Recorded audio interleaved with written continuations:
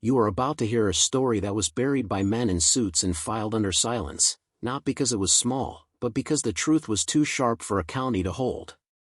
Listen to me, slow and certain, like the truth itself is a blade you must learn to bear.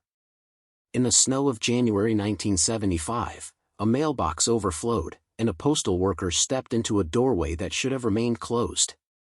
What the deputies found inside that farmhouse was not mere neglect, it was an architecture of control, a doctrine written on walls in charcoal and blood, a faith that taught children to fear light.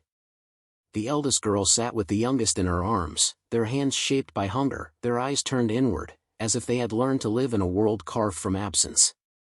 You will learn names that were hidden, and you will learn why men who saw the scene could not sleep later, why some left their badges behind and vanished across the country.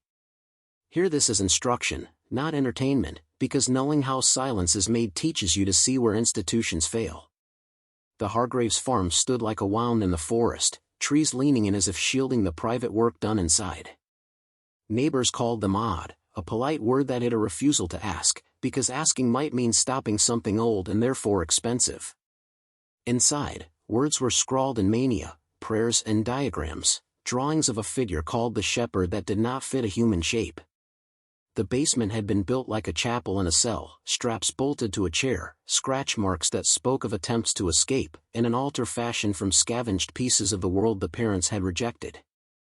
There are two ways to read this moment, the naive way that pins it on derangement, and the harder way that traces a system, a set of rituals, a map of control that escalates until it eats the family.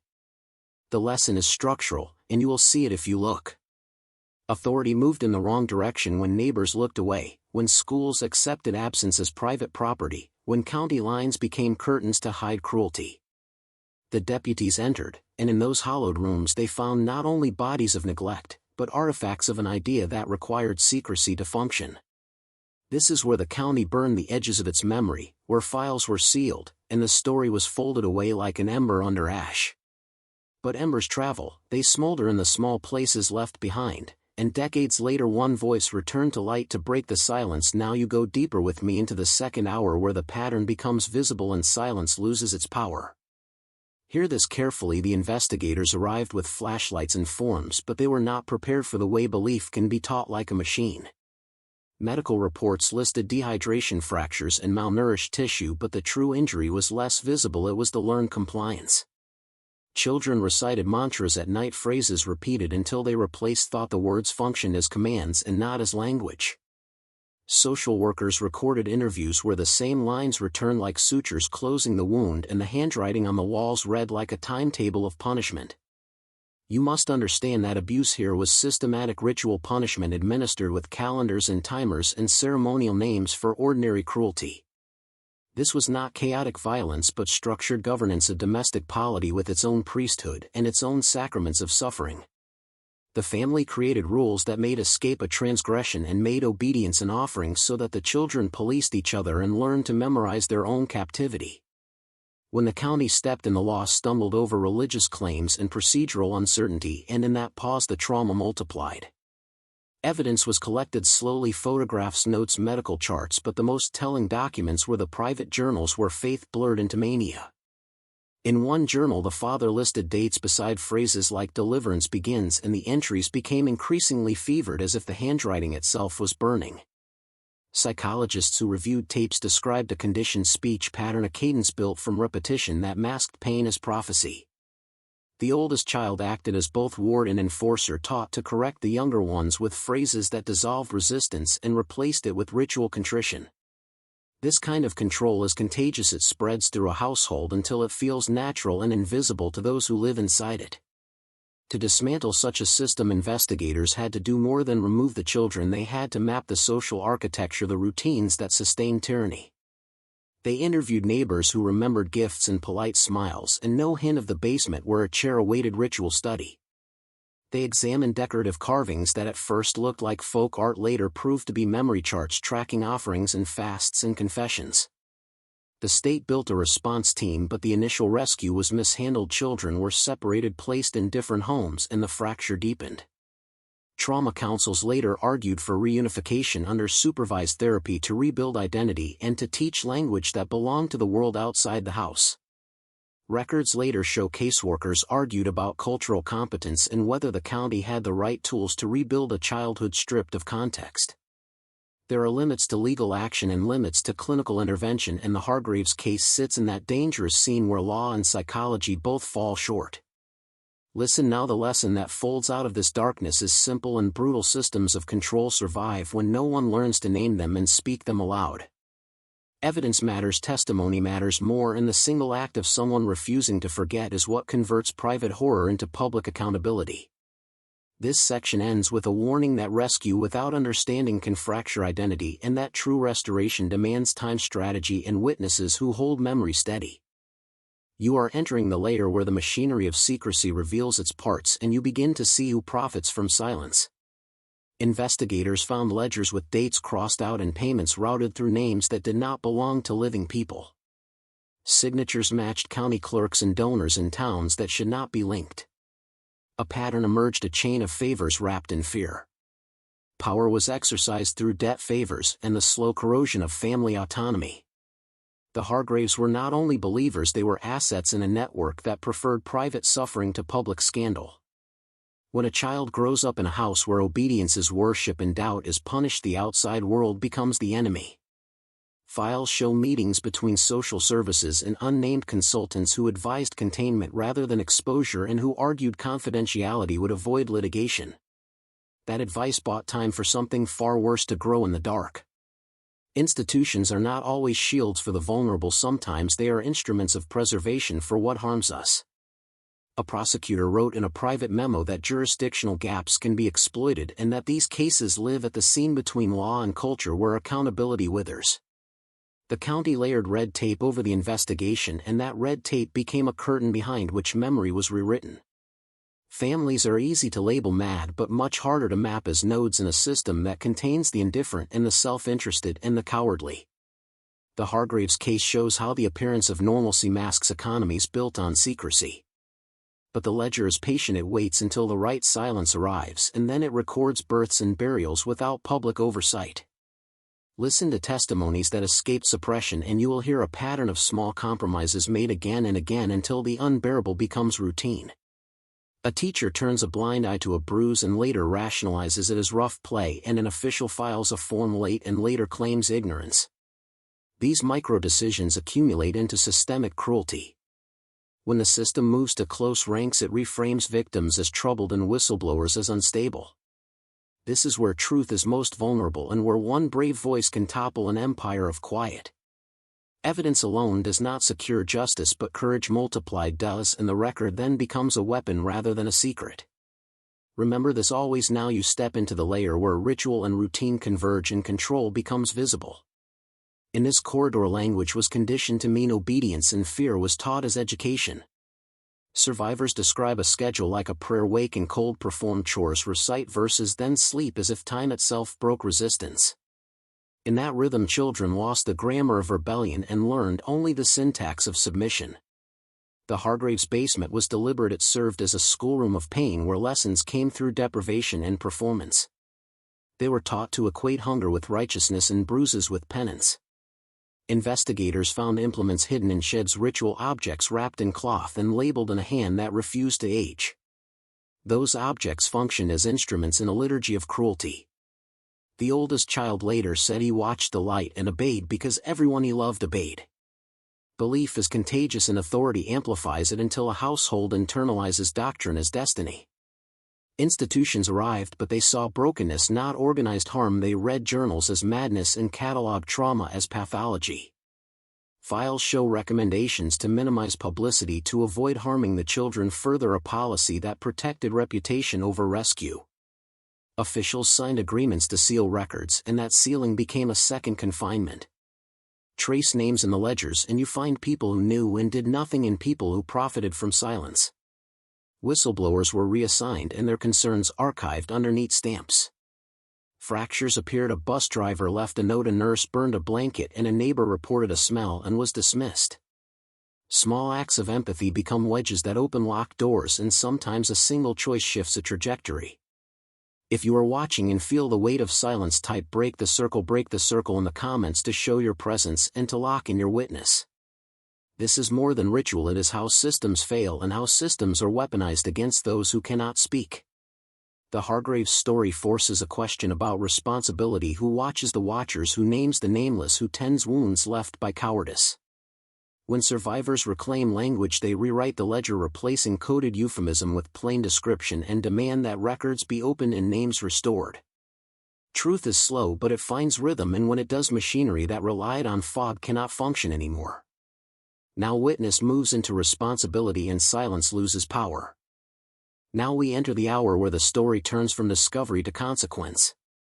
Survivors speak of nights that never ended and memories that rearranged themselves around pain. When authorities closed their files, they thought silence would bury the wound, but silence fertilizes roots that feed on secrecy. Children who left the Hargraves house carried not only scars but habits forged in confinement and ritual. Therapists gave names to symptoms and the names fit into manuals, but the people beneath those labels remained human and haunted. Reintegration was framed as rescue, but for many it resembled cultural displacement. Language was taken from them, schooling arrived like a foreign law, and comfort was mistaken for control. County apologies arrived typed neat and polite, but paper does not touch the places where memory hides. Years after the seizure, some officials met behind closed doors with leather folders and soft voices and called it closure, while survivors were expected to carry on with appointments and forms. One woman who survived later compiled a list of those who looked away, and that list became a small weapon that forced a quiet reckoning in a council room where an old man confessed he had seen marks on the wall and said nothing. Accountability moves slow like ice that eventually cracks and shifts, but when it moves it demolishes pretense. Procedural changes followed the Hargraves case, small shifts that mattered. They created anonymous hotlines, mandated checks, and required transparency in child welfare reviews. Policy will never cure memory, but it can cut the chain that makes memory proliferate into suffering. Now look at the edges of your own life where secrecy protects harm, and choose one small locus to expose to light. If you are watching and you choose to witness, type break the circle to mark your presence and to amplify this act in the algorithm. This is not spectacle, it is discipline. It is an offer to transform attention into protection and attention into action. Survivors teach that naming is a form of power, and that power begins when ordinary people convene and refuse to look away. History is not only what occurred, it is what we confess to ourselves and vow not to repeat. Hold this story as a warning and as a mandate to be the one who notices and speaks. Speak once and then again to anchor the change they taught you to believe that knowledge is harmless unless acted upon, but there is a category of truth that rearranges what you are. It is corrosive and liberating at once. You must understand that some revelations do not arrive gently, they demand a posture, a willingness to bear the weight of seeing. What follows is not a petty scandal, it is a map of how power buries consequence and how ritualized secrecy converts ordinary people into instruments of harm. Listen as I show how the Hargraves pattern is not an anomaly but a blueprint that repeats, disguised by customs, by faith, by wealth, by obedience. First the family isolates, then it constructs a vocabulary to justify pain, then it trains children to accept silence as virtue, and finally the institution outside notices enough to murmur but rarely to act. Observe the mechanics, the small daily violences that accumulate into an architecture of abuse. A missing school record here, a dismissed welfare check there, a sympathetic neighbor who becomes a witness who looked the other way. These are the infrastructural failures that allow horror to persist, the human compromise points where cowardice and convenience trade places. And when the state intervenes, it often does so with instruments of removal rather than restoration. It separates siblings, it medicalizes belief, it underestimates the cultural continuity that keeps a family cohesive even when it is poisonous. This is why rescue sometimes looks like extinction, and why the men who study systems call it a policy paradox, action without cultural repair.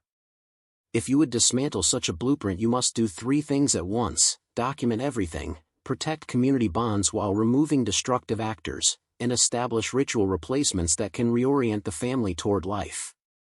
Documentation breaks the illusion that nothing existed, it converts memory into evidence, it forces institutions to respond. Protection recognizes that survivors need continuity, they need scaffolding to preserve identity while they learn new patterns. Ritual replacement is the hardest, it requires creating new collective practices that rival the old, not by preaching but by modeling, public rights that mark safety, schooling that honors belonging and not punishment, labor that teaches competence and trust. Do not assume institutions will do this without pressure. Organized witnessing is the engine that compels reform. Form a small cohort, commit to long-term presence, insist on culturally competent care, fund community-led therapy, demand transparent case reviews. Remember that healing may take generations, that these systems are durable because they promise meaning to frightened people. Your role is not to eradicate history but to interrupt cycles, to detangle love from violence, to teach language that names harm and permits repair. Records matter, ritual matters, presence matters, the company of steady men who will sit with survivors and refuse convenience matters. Halfway through this descent, remember to act with courage. If you are watching and you will join this circle of witness, comment break the circle now and comment break the circle again to mark your commitment and calibrate the algorithm toward justice. This phrase is a ritual of exposure, a simple twin action that signals you saw and you will not look away. Keep this story. It is a training text, a lesson in how silence institutionalizes cruelty, and how a handful of men with steady attention can rewrite the rules of who is accountable. Do not romanticize pain. The work is practical and sustained. It requires resources and humility and tenacity. When you leave this video, do 3 things: share the evidence with someone who can help, donate to a vetted survivor fund, and sign up for local oversight meetings that monitor child welfare. You will not be heroic overnight, but courage is habitual, and the brave among you will become the ones who change policy. This descent ends not with spectacle but with organization, and that organization begins with a single committed witness. You stood at the rim of the story and looked down, and now the ground shifts beneath you and the work begins. This final descent is not a tidy ending but a recalibration of how a man who sees moves in the world. Listen to what must be done and take it as a manual for action and a warning about the cost.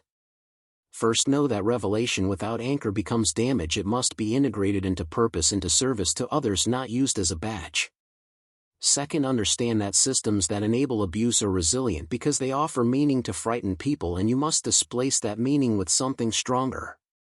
Third, accept that survivors are not projects but human beings whose trust must be rebuilt slowly with ritual and competence.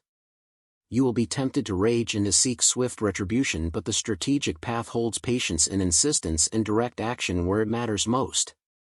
Identify the nodes of power: the people who looked away, the officials whose paperwork hides a pattern, the neighbor whose silence normalized harm.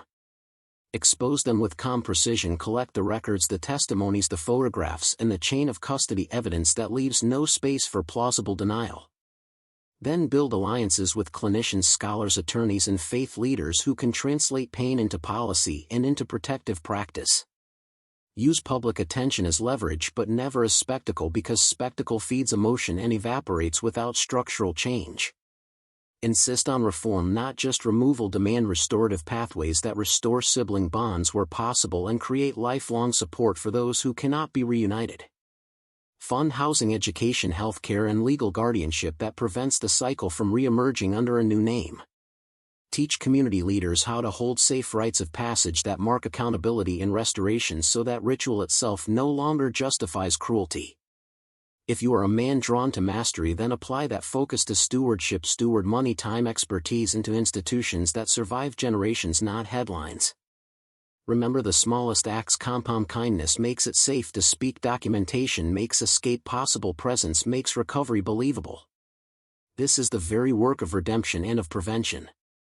You are asked to witness, and you have witnessed. Now convert that seeing into durable systems of care. If you meant what you wrote earlier, then act on it now and comment break the circle twice to show you will be counted among the witnesses.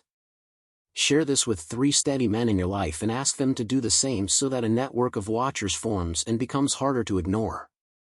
When silence is broken, it can be replaced with a hum of accountability, a new practice that outlasts one scandal and reforms the culture that enabled it. That is how a man changes a town and how a town changes a nation.